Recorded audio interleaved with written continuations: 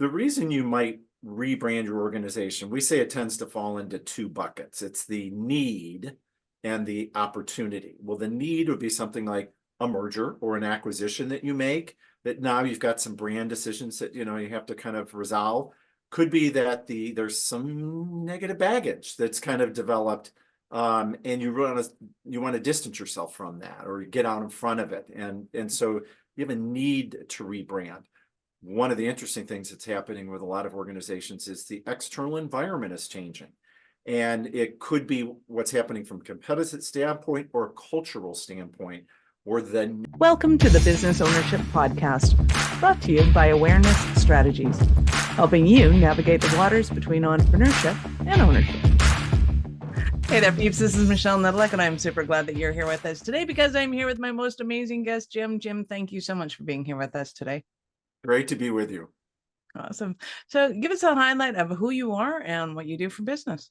Sure. My name is Jim Heininger. I'm based in Chicago.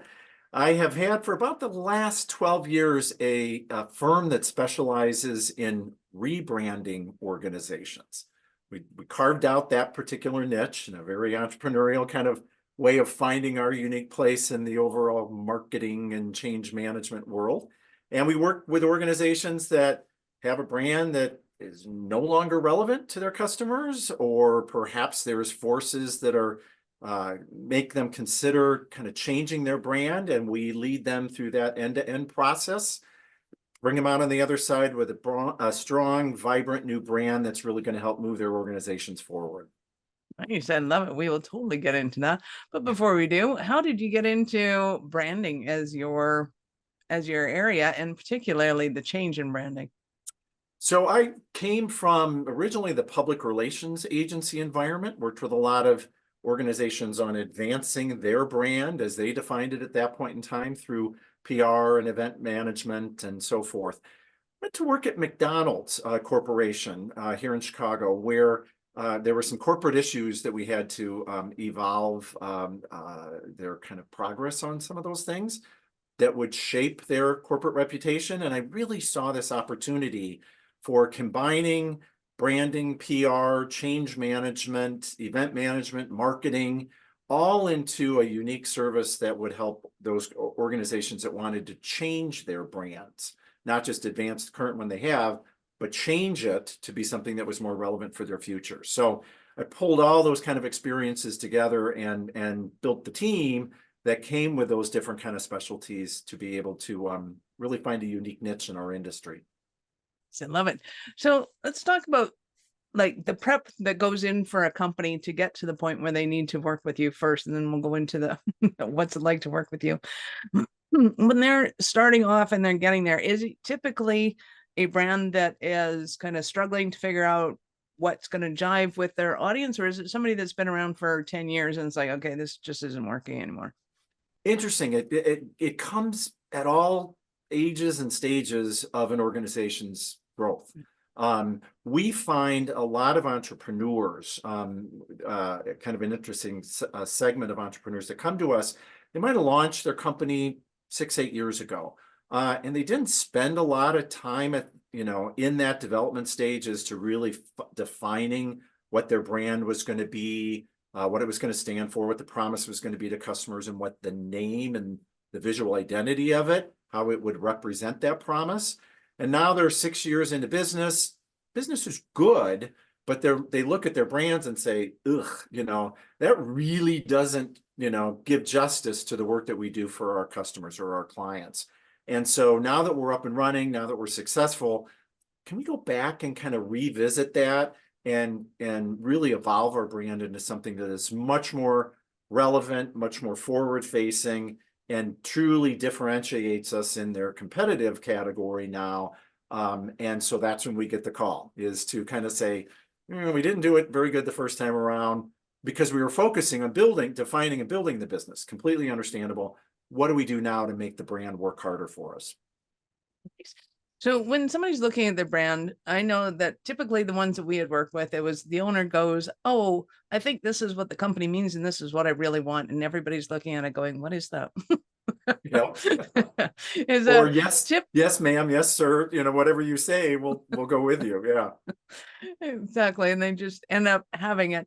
So is it more of a public opinion thing where people are going like, I want to do business with you, but I just don't get what you're doing? Or is it more of the staff and everybody internally going like, nobody knows what this means? Like, at what point do they kind of wake up to it?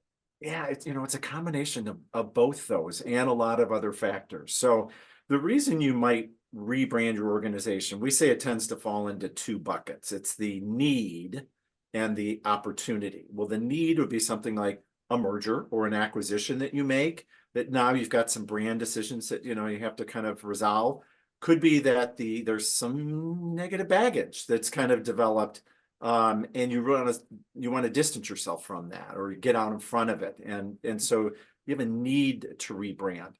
One of the interesting things that's happening with a lot of organizations is the external environment is changing. And it could be what's happening from a competitive standpoint or a cultural standpoint, or the name or the brand that you originally defined now feels a little awkward or cringy even, and you need to update it. You need to change it. So that's all in that need bucket. The opportunity bucket is when you have developed a dynamic new strategic growth plan, or you're going to reach out to new customers, or you're going to diversify into a kind of corresponding industry, and you really need a brand that will enable you to aggressively build that growth plan. And so you need to shed the past, and you need something that's going to reposition you for the future.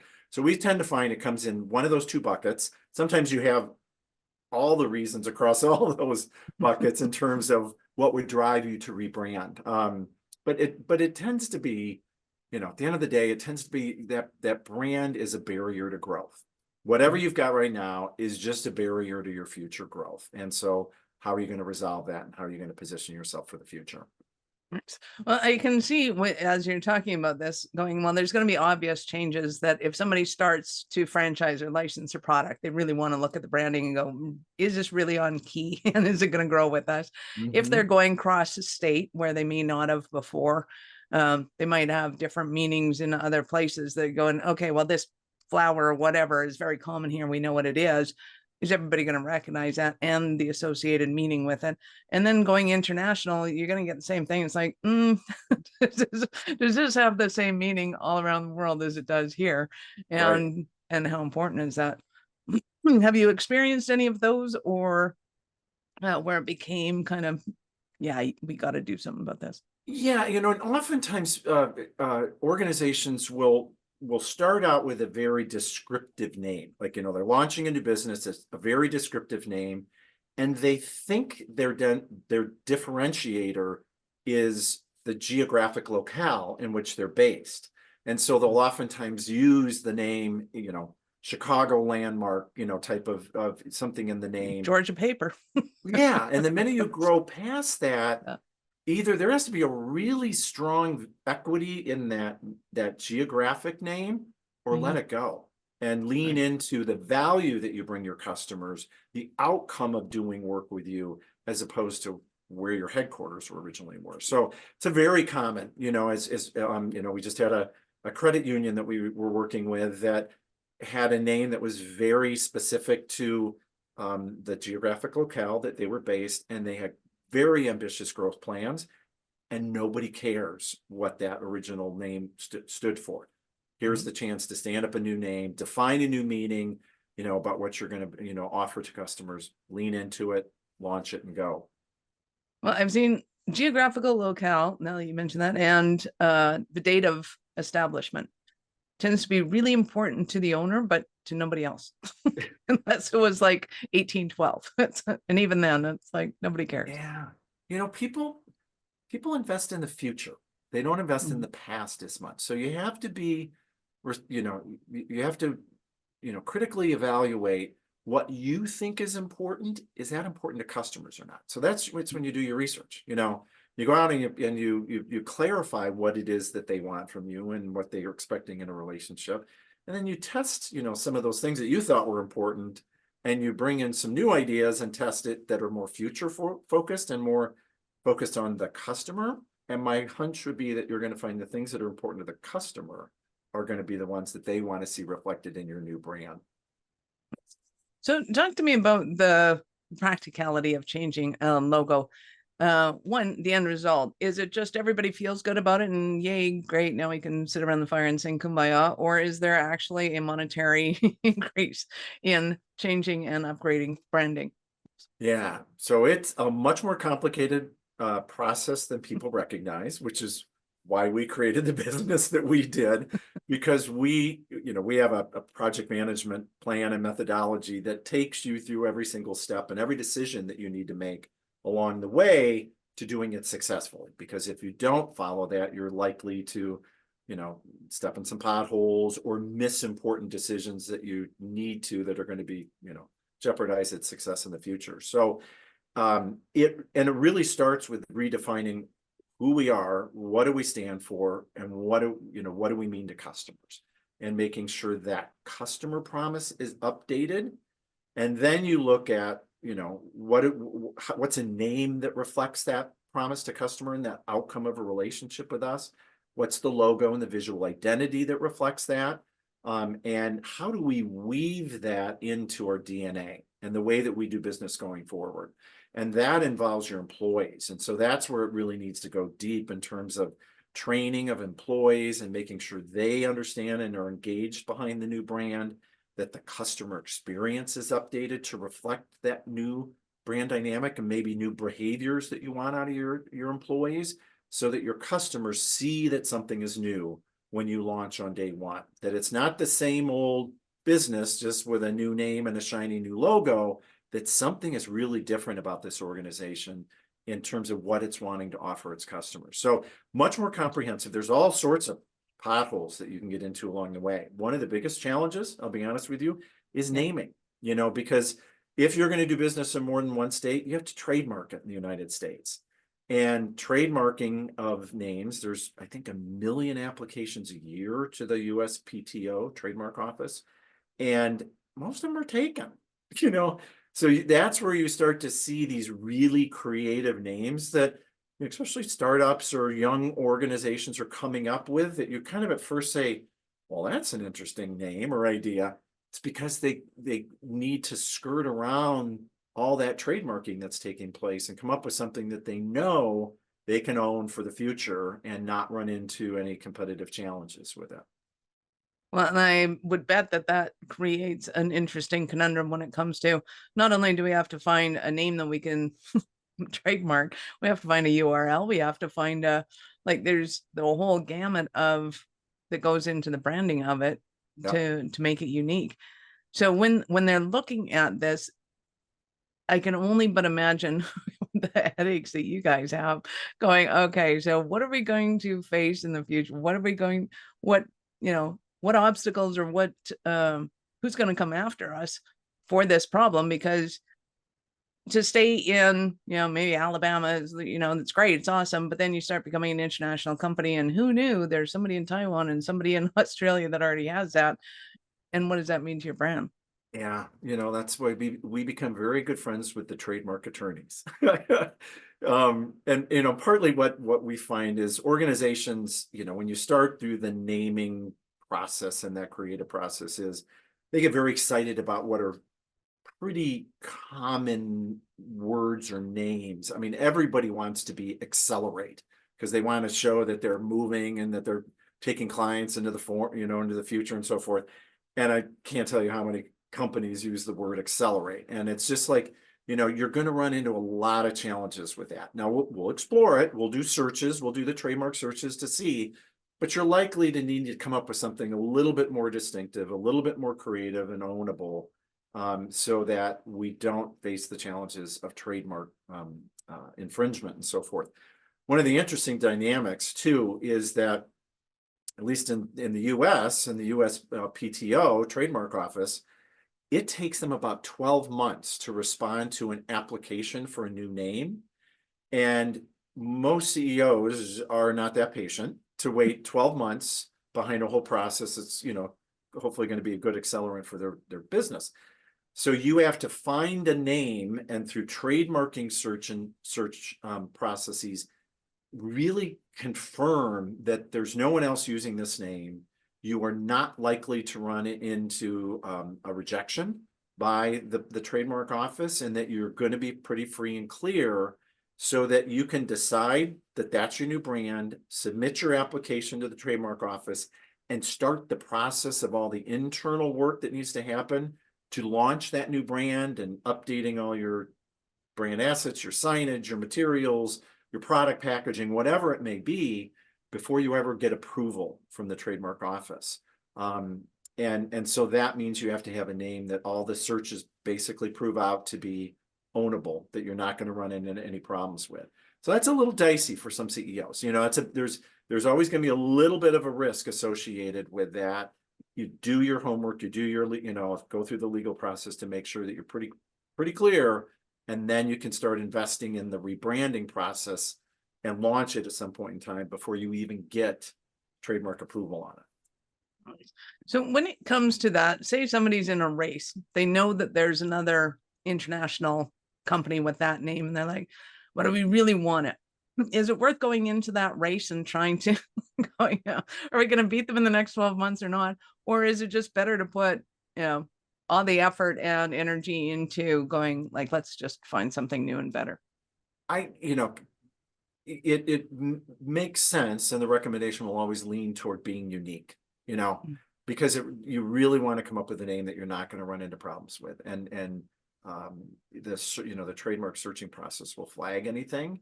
And then we always ask the attorney, put a probability of this new name that we've come up with getting approved. Like, is it 99%, probable it'll be approved, so that the CEO and the company leadership can, with confidence, make that decision. Once you get into the global piece, it's a different dynamic, because trademark protection is usually by country. And so, you're gonna first apply for a US if you're based here, or Canada, or wherever you are, and then you have to start looking globally and how established companies are that might have that same word or name, and it gets much more complicated in that world. Well, I would also assume that there's a lot more state to state, because, Fred's Plumbing is going to be kind of almost everywhere. And then, not necessarily international, and nobody kind of cares about that. But that, you start going cross state with that, and it becomes more of an issue. It's harder to franchise something like that. Yeah. And certainly I would suggest anybody that has a business that they're looking at franchising is do the brand study before you start the process of franchising it.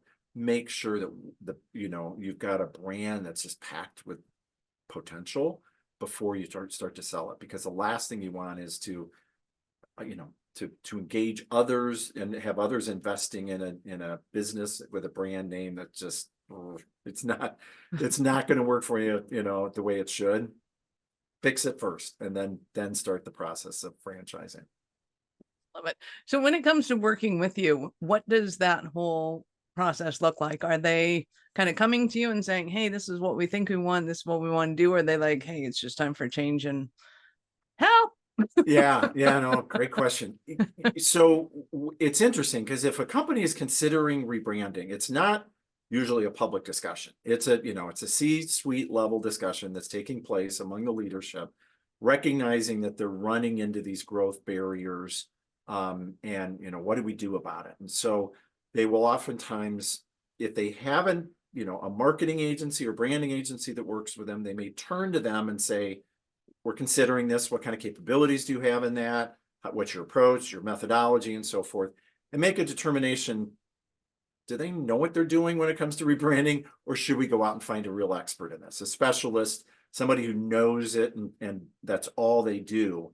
And that's usually where we get the call, and it's from someone in a leadership position in a very stealth manner, saying, confidentiality, everything's signed away. Here's what we're thinking about doing. How would you lead us through this? How do you execute against a rebranding strategy? And normally when we lay out our methodology for them and all the kind of the depth of the team and the talent that we've developed and built over years, they say, okay, this is way beyond what we, even thought we needed, and lead us through this. Let's sign on with you. It's very oftentimes not even a competitive process, because they just see that we've got the bench strength to be able to address any needs that they have. So, for example, not only do we have, the research people and the brand strategists and the creative team that does the naming and the logo identity and so forth, we have HR specialists, people that were HR leaders in organizations that have been rebranded, that will turn to their HR team and say, okay, here's what you got to think about as part of this. They're customer experience people. Here's what you need to factor into your to this. Not only the mechanics of developing new signage, and if their vehicles are branded, if they have to put up new entirely new presentation of it in their local communities and so forth. We've got all that built. And so all of a sudden it's almost a sigh of relief from a lot of these new business prospects to say, I didn't realize there was one place that we could go to do all this, and that knows exactly when it needs to happen and in what order. So it's an exciting time, because they're scared. Most people are, there's a lot of apprehension about taking this on. And so we help them understand what's behind that apprehension and how we resolve it and mitigate it so that they can confidently move forward with the rebranding. Nice. Well, there's also, it's been my experience that bigger companies that do it well will have a cultural change at the same time. So they're Sure. looking at, it's not just a matter of, okay, we've changed the logo from green to purple. It's, what does that really mean? And when people phone in. So for example, we had a really big, really old telco company here that had a very strong reputation, because they were the only ones and they were everywhere and they did their thing. And then they had this huge rebranding that was fresh. It was fun. It was cute. It was awesome. And they knew that they had to kind of reduce the customer service stress load at the same time. It's like, we are not that company anymore. We don't have all the problems they had because of the new arena. There's other telcos in town. There's other things. You have competition where we have competition, and we get that you could go elsewhere. And we're really happy to have your service, kind of thing, which meant a 180 internally. That was not the old regime. It was like, you'll do what we want because we're a monopoly. So how much kind of consideration, I guess, does somebody have to have looking at their company? If they're 20 people, great, but when they're 2,000, 20,000, Right. do you play in that realm, or to what extent? Yeah, absolutely. And what's interesting, Michelle, is that most companies, when they think about a rebranding, don't realize that that's an essential piece of it all. That it's not just changing your name, it's not just changing your logo.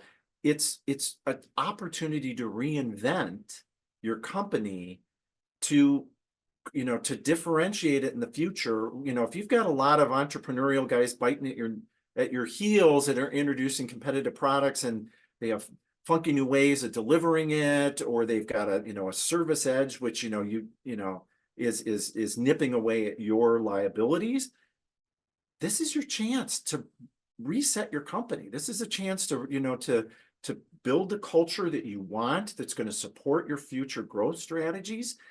Most organizations, when they go into rebranding, don't realize that. They don't realize that to fully maximize the potential of a rebranding means a much deeper reset of your company. One of the things that we always like to say to companies too is, what do you want to leave behind? Like, this is your chance to retire things that no longer support your future vision of your organization. That could be culture, that could be language, it could be the way you work with customers or whatever. What do you want to leave behind that's now a liability or a detriment to your future? This is your chance. And so we'll have a workshop with leadership where we go through and identify those things. And they're like, are you kidding me? We can actually say, we don't want to do it this way anymore. And we're like, yeah, because you are changing up your organization so fully that this is your time. You can say to employees, we know that's made us successful to this point in time. treating customers this way, acting this way, or whatever. Let's wipe the slate clean and do it the way that's going to help grow our business and all of us professionally as well into the future. It's a mind-opening kind of discussion. And that's when you all of a sudden, because this is, you introduce this after you've got the new name established and the promise of what you're going to stand for. And now you say, let's go deeper. And all of a sudden leadership is like, oh, I'm really behind this rebranding thing now, because they see the potential, how it can really kind of reframe their organization. Nice. I love it. So in a moment, I'm going to ask you about a Cinderella story of one of your clients. But before we do that, we're going to take a quick break. Are you running a business over 7 figures but still struggling with technology headaches? Pay attention, you do not want to miss this offer. This podcast episode is brought to you by Awareness Strategies, who is offering a custom-built digital adoption roadmap for anyone running a business over 7 figures who's wanting to grow their business in the next 5 years. And it's not just a roadmap, they offer full implementation as well if that scares the out of you. Check out awarenessstrategies.com/roadmap for more details today. The link's in the show's notes. Don't regret not doing this. Do it now. That's awarenessstrategies.com/roadmap. So I'm super excited to hear about a Cinderella story of one of your clients. Well, this is a great example of why an organization may rebrand and the potential behind it. So we were called by a professional service firm in Chicago, where we're based. They specialized in talent development, coaching of leaders on how they could be better leaders for their organization and to move their business forward. They had recently done a management buyout of the North American operations from the French parent. The French parent was called BPI, the initials BPI, and that was named based off the man who started the business decades ago. Well, it didn't really have a lot of relevance in the United States. BPI didn't mean anything, except for the hard work that the business had done. And this was a chance to change their name, their brand for the U.S. organization, the North American organization, and take up the opportunity to better tell their story for the future, and differentiate themselves in a competitive, consulting world, professional service world. So we spent a lot of time working with the leadership of the North American operation to understand, what is it that makes you guys different than your competitors in this area, and how can we kind of use that as the kernel of what the new brand should be. And we got it down, and we always try to get it down to a handful of words. And they really said, our promise to our customers is that by coaching the leaders, we're going to help them build brighter futures for their organizations. You're going to have better leadership. You're going to have a better engaged employee group. And by working with us, that's what you'll receive, is a brighter future, and a bolder future. But that we want to be the catalyst for that with the work that we do with our leaders. So we boiled it down to igniting bolder futures. That's what their promise was going to be to their customers. We looked a lot then in terms of naming what could replace BPI Group, and what are words that kind of bring that to life. And we were spending a lot of time looking at the word brave and bravura, as ways to represent what they would, the kind of outcome that their clients would experience. And we wanted it to be very action oriented. So we were looking at the word like avanti, which is a Italian word meaning onward, let's go. And by merging those two words together into bravanti, bold and going forward, we could really kind of say, we're the guys that courageously lead you forward into the future and the work that your leadership does. They loved it and thought it was such a differentiating kind of name and positioning in their category. You often had other competitors that were named after the individuals that started the business. Nobody really cares about those names anymore. So Bravanti had a really powerfully packed positioning that they could go forward in. So and the good thing about Bravanti is it was very trademarkable too. There wasn't, when you coin a word like that, you can pack it full of meaning, but the good news is it's not used very frequently. So We knew we were going to be able to trademark it well. And then they were able to go forward in a new visual identity that was bold and powerful, and a lot of people images and colors that were very vibrant and so forth. And then to spend time with their team of consultants on how do we tell this story that positions us differently and leans into the outcome that we want to create for our clients. Got that all in place so that we could launch the new brand, and it had unexpected positive results as well too. So one of the things is they were able to cross-sell better between different professional services that they offered to clients. They were able to get their clients' attention with the launch of this new brand, and with that, opportunities to come in and present those other capabilities that they might not have thought of or used in the past, because people became very pigeonholed in the way that they looked at them. Blew that open. All of a sudden, the pipeline for new business opportunities, increased considerably. Like literally 50% increase, in a matter of no time, and also cross-selling opportunities. The staff was energized. Everybody, within the organization was completely energized with a new purposeful way that they could tell their story now. So it just helped light a fire under that organization, and is a perfect example of how letting go of the past and embracing something new that really differentiates you in the marketplace is a way to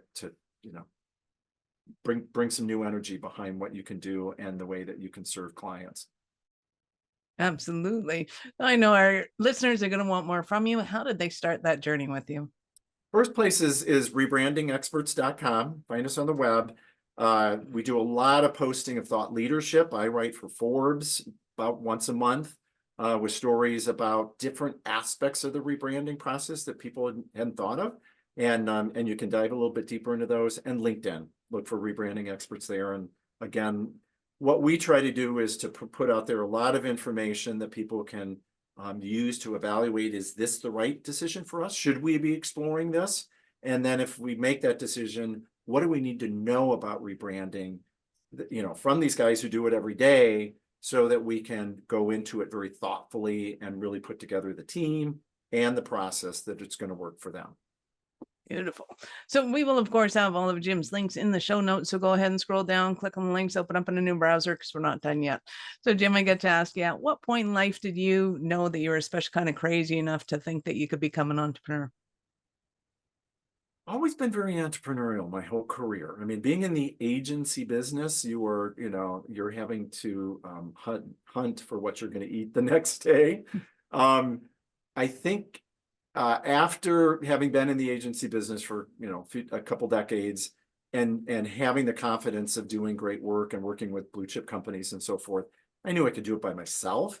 But then it was like, what's the niche I want to find that brings together all the experiences I have, and I'm able to find the experts that can complement that as well, so that we can present something no other firm in the business is out there doing. And so that was about 12 years ago, and it's been working pretty well since.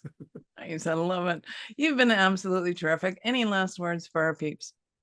If it's something that sounds interesting, evaluate your brand, and really, I encourage you to make sure that your brand is working as hard as it possibly can for you. And if it's not, then figure out, what do we need to do with it? Do we just need to refresh it a little bit? Or do we need to look at the idea of going out and building a whole new brand that will, support us for years to come? Love it. Thank you so much for your time. I appreciate it, and I know how valuable it is. Great to be with you. Awesome. Peeps, this is Michelle Nedelec. Thank you for being here with us today. Be sure to subscribe to the show and share it with your friends. We love helping entrepreneurs grow.